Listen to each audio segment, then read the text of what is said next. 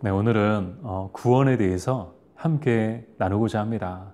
이 구원이란 뭔가, 이 구원에 대해서 일반적인 정의를 살펴보면 구원이란 무엇인가? 위험에 빠진 사람을 구해주는 것. 그것이 이 구원이다라고 말합니다. 이 최근에 이런 일이 있었더라고요. 인도의 서부 뭄바이 인근에 방가리라는 그런 기차역이 있었는데 한 아이가 엄마의 손을 붙잡고 그 승강장을 걸어가다가 그만 서류에 떨어진 거예요. 근데 이 엄마가 이제 떨어진 아이를 구하려고 하는데 이 엄마도 어쩔 줄 몰라 하는 그런 모습이었죠. 갑작스럽게 돌발적인 그런 상황이었기 때문에 이 엄마도 어떻게 할 줄을 모르는 거예요. 근데 설상가상 저쪽에서 기차가 막 오는 거예요. 승강장으로 기차가 막 들어오는 거예요. 이 정말 위급한 상황이었죠. 근데 이 엄마가 어떻게 상식적으로 생각하면은 이 엄마가 가서 서류에 뛰어내려서라도 이 아이를 구해줄 텐데 알고 보니까 이 엄마가 시각장애인이었던 거예요. 이 시각장애인이니까 앞이 보이지 않으니까 이 아이의 목소리만 듣고 갑자기 선에서 떨어진 이 아이를 막 그냥 바닥을 막 더듬더듬 거리면서 이 아이를 막 찾는 거였어요. 근데 이 아이는 이미 서류 밑에 떨어져 있었죠.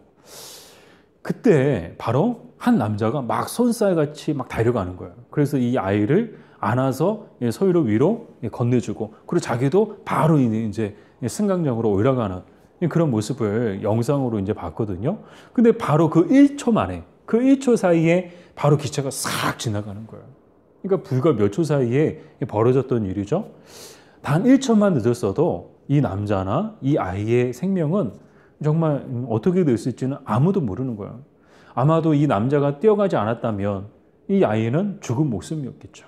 또 이 아이를 구하기 위해서 이 남자가 막 뛰어갔지만 1초만 늦었어도 이 남자도 죽을 목숨이었겠죠. 결과적으로 이 아이도 살고 또 이 아이를 구하려고 했던 이 남자 알고 보니까 영무원이었대요. 정말 자기 그 직업 소명에 충실한 그 한 의로운 행동을 통해서, 그 영무원의 행동을 통해서 정말 죽을 뻔한 아이가 살아났죠. 그러니까 얼마나 정말 다행이에요. 이 아이를 다시금 품에 안은 이 아이의 엄마의 마음이 얼마나 기쁘고 행복했을까, 얼마나 감사했을까. 이 아이도 마찬가지였겠죠. 또 그런 의로운 행동, 용기 있는 행동을 한 이 남자도 얼마나 뿌듯했을까요. 자기의 목숨을 걸고 그런 위험한 행동을 했지만 그럼에도 불구하고 용기 있는 행동을 통해서 죽을 수밖에 없는 한 사람을 살린 것. 제가 왜 이 말씀을 드리는가 하면 이것이 바로 구원이라는 거예요. 구원이란 다른 것이 아니에요. 정말 죽을 수밖에 없는 사람을 그 죽음의 위험으로부터 구해내는 것. 그게 구원이라는 것이죠. 그래서 이제 성경에도 구원에 대해서 구약에서 살펴보면 뭐가 구원인가. 구약의 대표적인 사건들 중에 이 구원의 대표적인 사건이 바로 출애굽이죠. 하나님은 모세를 통해서 애굽에서 400년 넘게 노예 생활하고 있던 이스라엘 백성들을 구해내십니다. 그것을 바로 뭐라고 하는가? 출애굽을 다른 말로 구원이라고 하는 것이죠. 즉 애굽에서 노예 생활하고 있던 평생 죽을 때까지, 태어나서 죽을 때까지 자자손손 대대로 노예 생활할 수밖에 없는 그런 이스라엘 백성들을 그 죄의 노예, 그 애굽의 노예 상태에서 구해내는 것, 그게 바로 구원이었다라는 그런 설명을 우리는 할 수 있습니다. 성경에서 구원이란 궁극적으로 무엇을 말하는가? 죄 아래, 죄의 노예로 살아가는 모든 죄인들을 예수 그리스도를 통하여 구원해내는 것, 그것이 바로 이 구원이다라고 말하고 있습니다. 즉, 이 구원이란 뭔가? 우리에게 있어서 구원이란 뭔가? 이 죄 가운데 죽을 수밖에 없는 자들입니다. 또 죽어서도 영원한 사망을 맛볼 수밖에 없는 그런 죄인들인데, 그런 죄인들을 하나님의 불쌍히 여기셔서 예수 그리스도를 통하여 그 죄의 노예 상태 가운데서 구원해 주신 것. 그래서 우리에게 죄로부터 해방시켜 주신 하나님의 놀라운 사역, 그 놀라운 일하심, 그것이 바로 구원이다라고 우리는 말할 수 있습니다. 자, 이렇게 구원이란 출애굽 같은 것이다. 또 예수님을 통해서, 예수님의 십자가의 그 구속의 사역을 통해서 우리가 구원받은 것이다. 죄로부터 해방된 것이다. 라고 말하지만 이것을 좀 더 이제 풀어서 이야기를 하면 이 구원에도 단계가 있다는 거예요. 이것을 다른 말로 이 구원의 서정이라고 말하거든요. 이 구원의 서정, 좀 어려운 말인데 쉬운 표현으로는 구원의 순서, 또 혹은 구원의 과정, 또 구원의 단계라고 말하기도 합니다. 근데 이 구원의 서정에 대해서는 여러 견해들이 있어요. 그래서 뭐 여러 견해들, 여러 가지 단계들이 있다, 여러 가지 순서들이 있다, 여러 과정들이 있다. 다양한 견해들이 있지만 일반적으로 총 10개의 그런 구원의 순서가 있는데요. 그 구원의 순서들을 이제 앞으로 우리가 살펴보게 될 거예요. 그래서 이제 이렇게 한 번에 오늘 이 시간에 이 10가지를 다 말할 수는 없지만, 그러니까 개론적으로 이 10가지가 뭔가, 이 10가지가 뭔가 그것만 말씀을 드리려고 합니다. 첫 번째는 뭔가 하면요, 선택이에요. 선택. 하나님께서 구원하시기로 선택하셨다. 창세 전부터 선택하셨다. 그것이 이제 에베소서 성경을 통해서 우리가 접하게 되는 성경적 사실이죠. 그죠? 이 하나님께서 구원하시는 데 있어서 그 첫 번째, 또 가장 먼저 등장하는 것이 바로 이 선택이다. 두 번째는 소명이라는 거예요. 소명은 다른 말로 이 부르심이다. 영어로는 코일링이라고 이야기하죠. 이 부르심, 소명. 그래서 선택한 자를 부르신다는 거예요. 아무나 부르시는 것이 아니에요. 아무나 다 와라. 그게 아니고요. 오직 하나님께서 선택하신 자들을 부르신다는 거예요. 오늘 우리가 하나님 앞에 부름받았다는 것은 무엇을 또한 증거하는 것인가 하면 우리가 하나님께 선택받았다라는 것을 증거한다는 거예요. 자, 세 번째는 무엇인가 하면 중생입니다. 중생이란 거듭남. 그러니까 성령 안에서 성령으로 인하여 우리의 영이 거듭나는 그런 놀라운 사건. 그게 바로 중생이라는 거예요. 중생. 그리고 네 번째는 회개입니다. 회개는 영어로 어떤 뜻을 갖고 있는가 하면 이 유턴하고 똑같은 뜻을 갖고 있어요. 돌이킴. 그러니까 돌아가다는 거예요. 방향의 완전한 전환. 180도 방향이 전환되는 거. 근데 이 돌아가는 거는 뭐로부터 돌아가는 것인가 하면 죄로부터 돌아가는 것을 뜻해요. 근데 이 죄로부터 돌아갔어요? 돌아갔다고 끝난 것인가? 그렇지 않고요. 이 회개의 온전한 뜻은 죄로부터 180도 돌아서서 이제는 하나님께로 다시금 돌아가는 것. 그러니까 원래 우리의 바른 방향은 하나님이잖아요.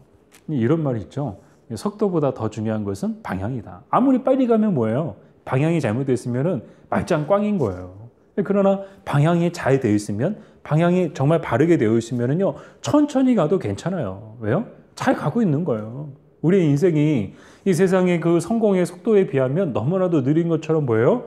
그러나 우리가 바른 방향으로 가고 있다면 우리는 잘 가고 있는 거예요. 바르게 가고 있는 거예요. 빨리 간다고 좋은 게 아니에요. 무조건 빨리. 이 빨리가 좋은 게 아니에요. 속도보다 중요한 것은 방향이다. 자, 회개란 죄로부터 180도 돌이켜서 누구에게 향하는 것이라고요?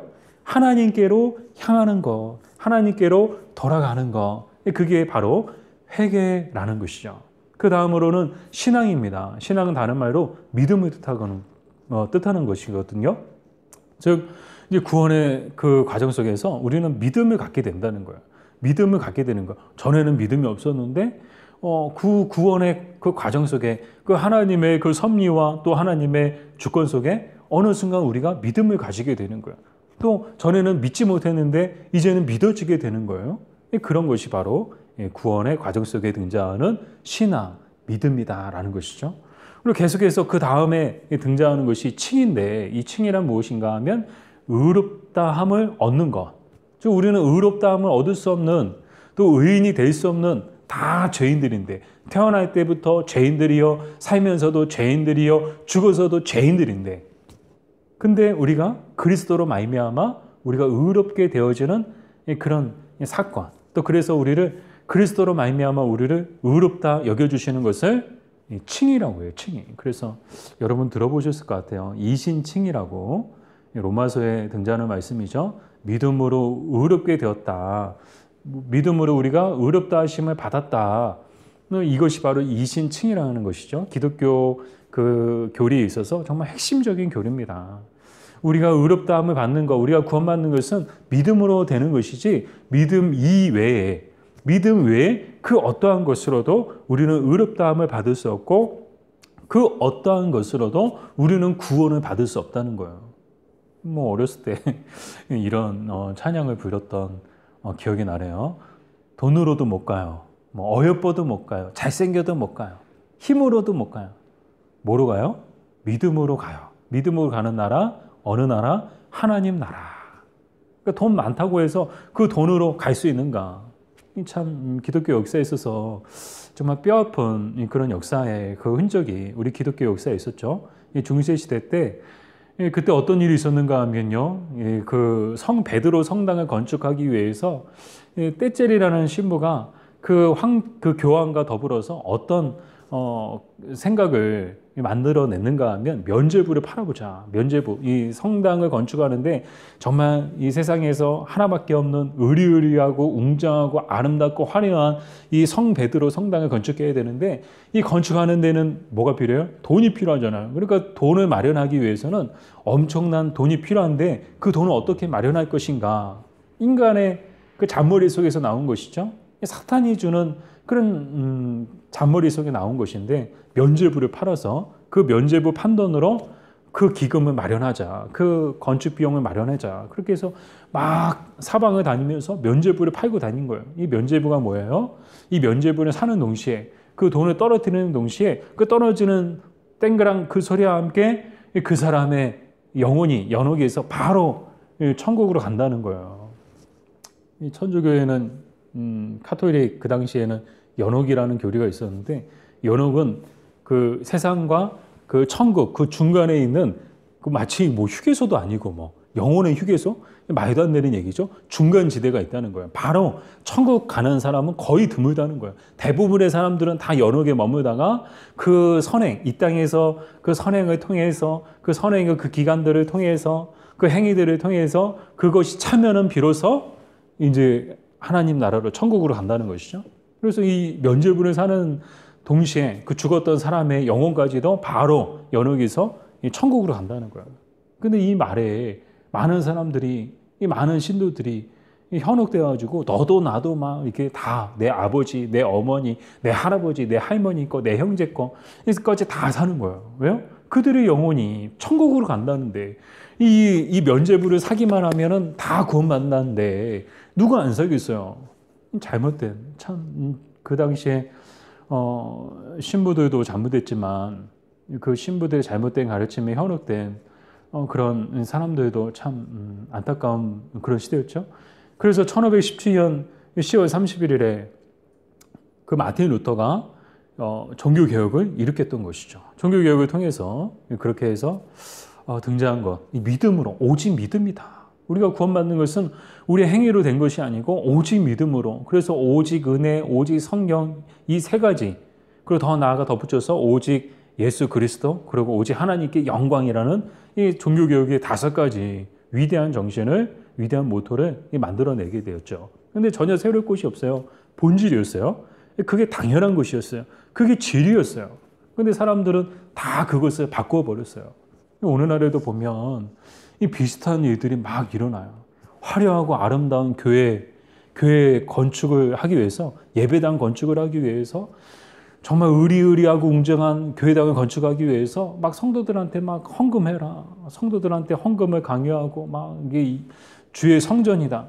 정확하게 이야기하면 성전이 아니죠. 예배당이죠. 그냥 건물이죠.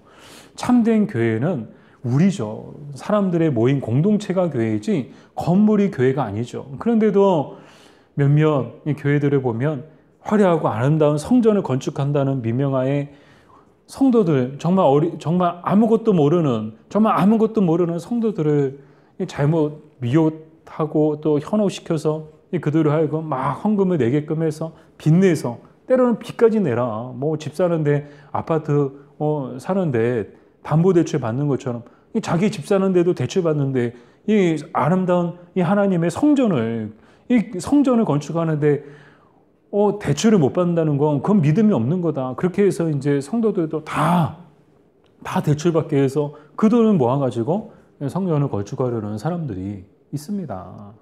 잘못된 것이죠. 그건 잘못된 거예요. 저는 그래서 오늘날에도 다시금 종교개혁이 일어나야 된다고 생각합니다. 화려하고 아름다운 교회를 짓는 것이 먼저가 아니고요. 건물을 짓는 게 먼저가 아니죠. 정말 그 모인 성도들이 그 아름다운 교회로서 정말 교회의 본연의 모습을 지켜나가는 것, 또 그 본연의 모습을 가지고 정말 교회의 사명을 잘 감당하는 것이 먼저지, 뭐 아름답고 웅장한 정말 모든 사람들이 부러워할 만한 그런 건축물을 짓는 게 교회가 존재하는 목적이 아니죠. 그것이 목적이 되어서는 안 되죠. 그것이 첫 번째가 되어서는 안 되죠. 그것이 헌금의 목적이 되어서는 안 되죠. 정말 피 같은 성도들의 헌금을 가지고 그런 일에 사용해서는 안 된다고 저는 생각합니다. 얼마나 요즘에 칭찬받는 교회들이 많아요. 분당에 있는 어떤 교회는요, 그 큰 교회가 더 이상 커지는 것을 감당하기 어려워서 목사님이 결단을 내리셨잖아요. 우리 다 흩어지자. 다 파송하자. 그래서 지역으로 파송해서, 그래서 작은 교회로 가고, 또 그 많은 성도들도 정말 29개의 그런 작은 교회들로 이렇게 흩어져서 정말 세상 속에서 또 지역 속에서 정말 빛으로 소금으로서 또 교회로서 사명을 잘 감당하자. 그렇게 칭찬받는 교회들도 있는데 정말 이런 때에 우리가 정신을 바짝 차려야 된다고 생각합니다. 목사님들도 정신을 바짝 차려야 되고요.